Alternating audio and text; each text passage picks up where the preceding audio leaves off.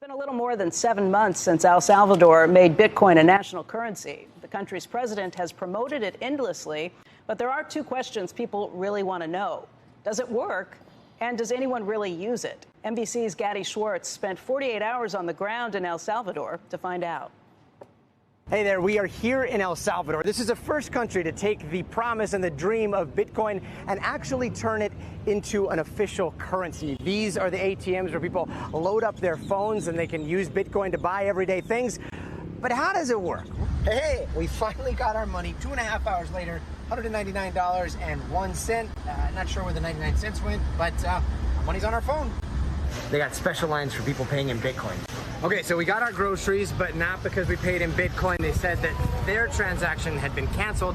It showed that it had gone through on our account, so we're down about $14. This is the second time we've tried to use Bitcoin with Strike Wallet here in El Salvador, and we're 0 for 2. Wow. Gadi is back from El Salvador now, and he joins us. And Gadi, while you were there, who did you talk to from the government? And how is the El Salvadorian president's administration defending this move to adopt Bitcoin? We should point out that the IMF basically said, don't do this. Yeah, that's right. But on paper, El Salvador looks like the perfect place to try an experiment, if you will, for several reasons. One of the reasons, there are $6 billion of remittances that go from the United States to people in El Salvador. So the big push by the president down there was to take some of the fees that are paid on those remittances and put them in the pocket of the people down in El Salvador to the tune of about $500 million.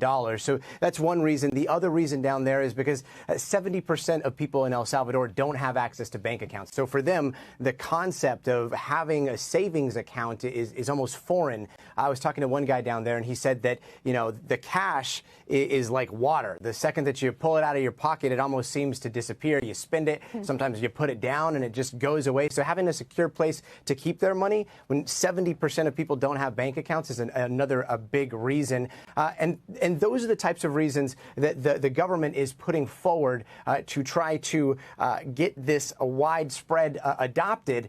And the third reason is because of trust. In El Salvador, people trust the president. He's got an approval rating of something like 85 to 90%. When we were down there, every working class person that we spoke to said they trust their president. Now, when it comes to Bitcoin, though, cash needs to work 100% of the time, or any type of currency needs to work 100% of the time. And so you have one bad transaction, two bad transactions, where all of a sudden this thing that you have on your phone either gets lost along the way, or the balance doesn't show up, or you put money into the ATM there and it takes 2.5, we've heard up to 8 hours for it to hit your account. There's a lot of sitting there. There's a lot of waiting there. There's a lot of anxiety. And so for the people of El Salvador, most of them have tried it. They were all given $30 of Bitcoin at the beginning of this experiment. They went to the grocery store. A lot of lines formed. We held up the line there for 10 minutes just trying to get it to work, and it didn't work. We ended up being double charged.